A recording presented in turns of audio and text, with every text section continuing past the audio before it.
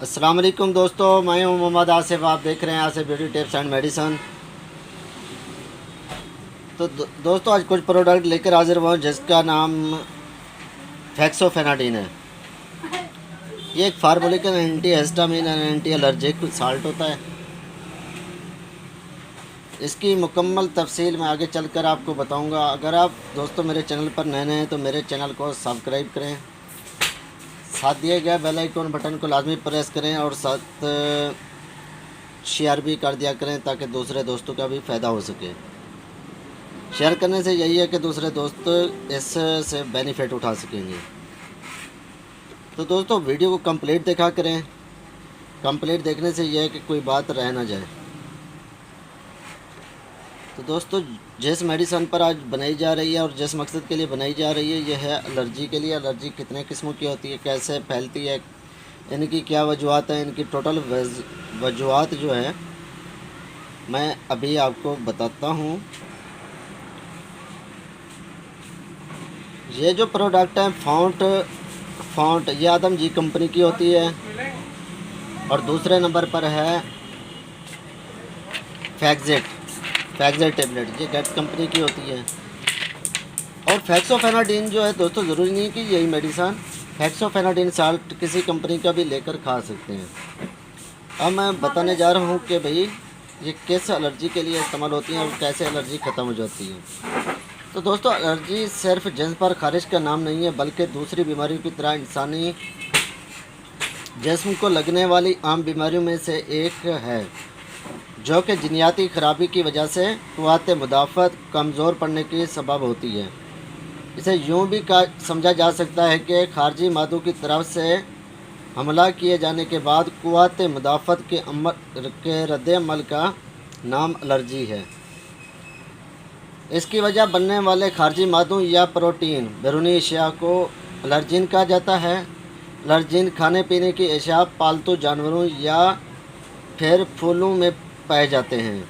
Allergen بچوں اور بوڑھوں سمیت کسی پر بھی حملہ آور ہو سکتے ہیں۔ تو دوستو الرجی کی اقسام کتنی ہوتی ہیں اور یہ کیسے کیسے پھیلتی ہیں اور کیسے ان کو ختم کرنا ہے۔ الرجی کی اقسام تو ویسے تو کئی قسم کی ہیں، لیکن چند کا میں ذکر کر دیتا ہوں۔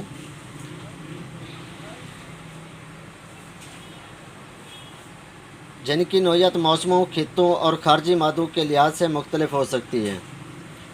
الرجی کی چند اقسام میں گرمیوں کی الرجی، باہر کی الرجی، پرانی allergy, pollen allergy, dust allergy اور پھول الرجی وغیرہ شامل ہیں۔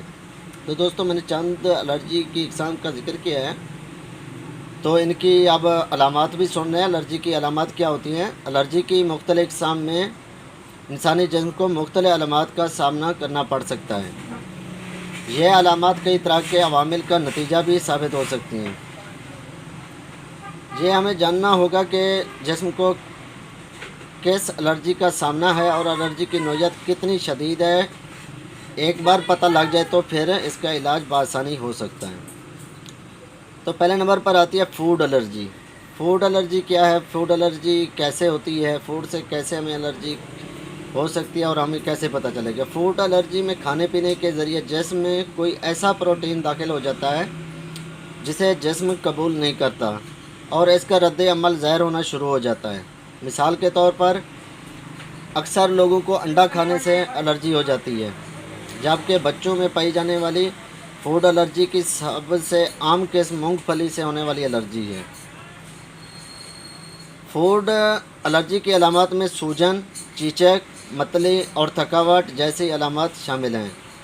کسی بھی شخص کو یہ سمجھنے میں وقت لگتا ہے کہ یہ رد عمل فوڈ الرجی کی وجہ سے ہے۔ اگر آپ کو بھی کسی غذا کے کھانے کے بعد شدید رد عمل کا سامنا کرنا پڑتا ہے تو فوری طور پر اس کا علاج کرنا چاہیے۔ فوڈ الرجی کے لیے اب تک کوئی علاج دریافت نہیں ہوا۔ آگے آتی ہے موسمیاتی الرجی۔ الرجی کی ایک اور قسم موسمیاتی الرجی ہے۔ اس سے متاثرہ مریضوں کی تعداد مختلف موسموں میں بڑھنے لگتی ہے۔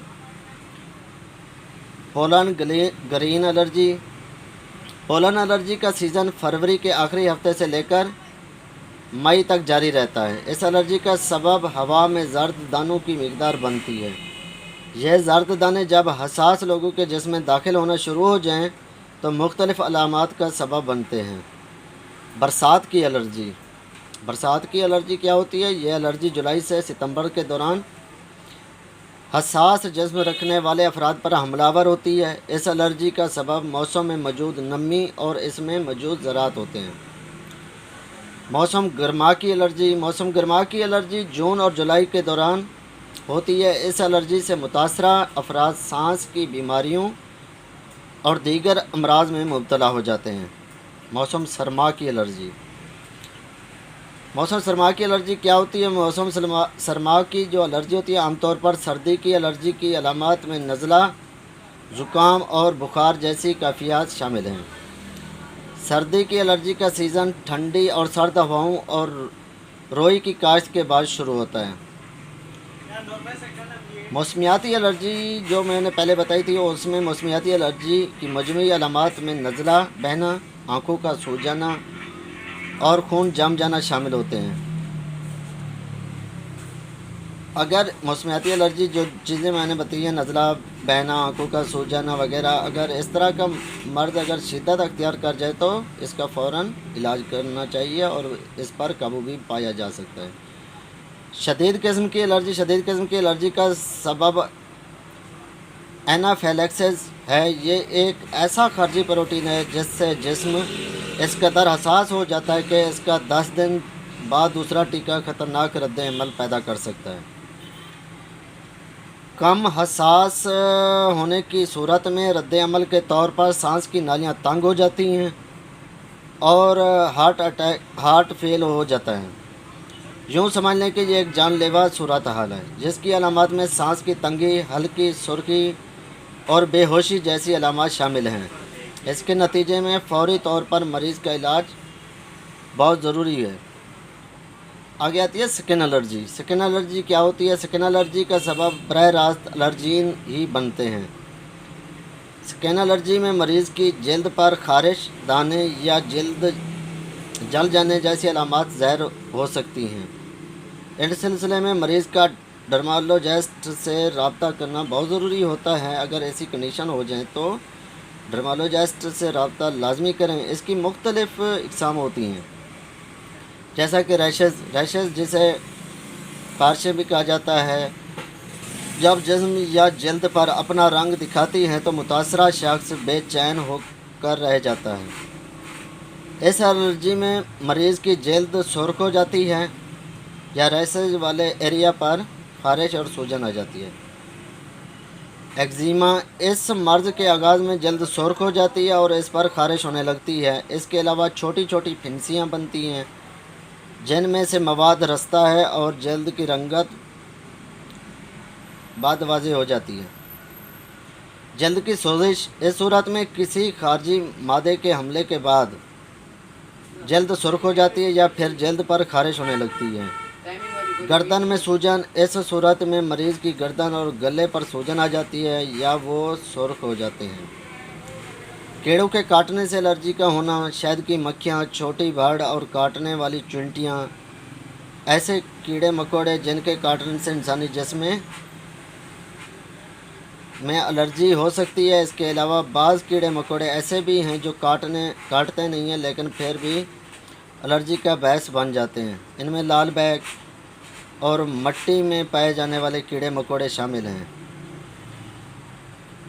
तो दोस्तों ये थी एलर्जी की इक़साम और अब इसका इलाज जो घर में बैठकर आप कर सकते हैं। अगर मसला ज़्यादा है तो आपने डर्माटोलॉजिस्ट से रजू करना है। फूड एलर्जी का तो कोई इलाज नहीं है, वो आप अपने परहेज़ से ही इसका इलाज करना है। बाकी सीजनल एलर्जियां हैं उनका भी इलाज तो कोई नहीं है, बहरहाल उनकी भी परहेज़ ज़रूरी है। बाकी स्किन एलर्जी का इलाज हो सकता है, वो डर्माटोलॉजिस्ट कर सकते हैं। तो कोई भी मेडिसन इस्तेमाल करने से पहले आपने डॉक्टर से लाजमी मशवरा करना है।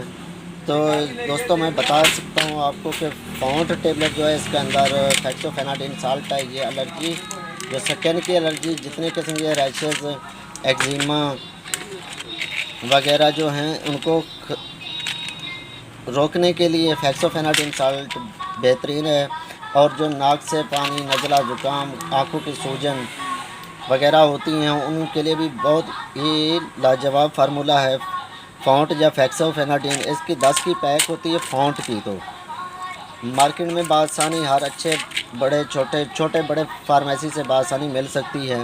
اس کی جو مارکیٹ پرائز ہے 172 روپے ہے 10 گولیوں کی قیمت، اور آدھا جی کی کمپنی کی ہوتی ہے۔ دوسرے نمبر پر ہے گیٹس فارماسیوٹیکل کی فیکزیٹ کے نام سے 180 ایم جی میں، یہ 60 ایم جی میں بھی ہوتی ہے، اور فیکزیٹ ڈی میں بھی ہوتی ہے۔ سنوفی ایونٹس اور مختلف کمپنیاں انہیں بنا رہی ہیں۔ فیکزیٹ جو ہے 20 گولیوں کی پیک ہوتی ہے فیکسوفیناڈین، اس کا بھی فارمولہ فیکسوفیناڈین ہے، اور اس کی جو پرائز ہے 20 گولیوں کی 500 روپے ہے، یعنی کہ 25 روپے کی ایک گولی ہے۔ یہ بھی مارکیٹ میں بآسانی مل سکتی ہیں۔ تو دوستو آج کی یہ ویڈیو امید کرتا ہوں کہ میری ویڈیو یہ پسند آئی ہوگی۔ اگر پسند آئے تو دوستو لائک کریں اور آگے سے شیئر کریں، اور آپ لوگوں کی سپورٹ سے ہی آپ کا تعاون ہی ہمارے لیے بیسٹ ہے۔ تو دوستو میں نے فیس بک کا پیج بھی بنا دیا، فیس بک پر بھی آپ چیک کر سکتے ہیں۔ آپ سے اجازت چاہوں گا، اللہ حافظ۔